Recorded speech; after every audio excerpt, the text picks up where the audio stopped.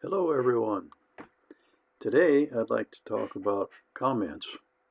Thank you for commenting, and most, like I say, are constructive, and I believe there are some that are criticism, but that's fine. I accept all. But there is one particular one that seems to bug me, and that is that I'm wasting my compressed air because I do not use or allow for any expansion. Up until now, there was really no way I could either verify I am or I'm not. But recently I've been using Google's Gemini AI, and today I sat down and went through and devised a program that I could check and see which way it is. Am I wasting air or am I not? So you'll see the example that I gave to AI.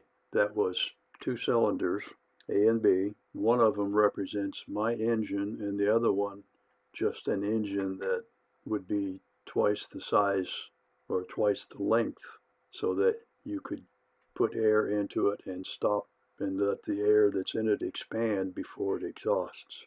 So AI compared the two cylinders. A, as you can see on this diagram or this worksheet, A produces 314 foot-pounds of torque throughout that 1 inch of travel.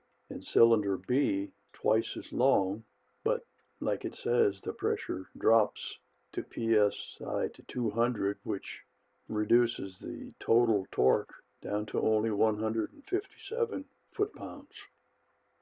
But the main thing that I want to show is at the bottom.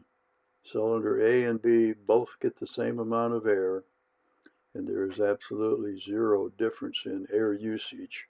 I am not wasting air by not letting it expand.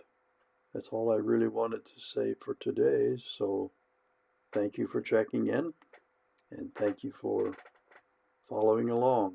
I appreciate it very much.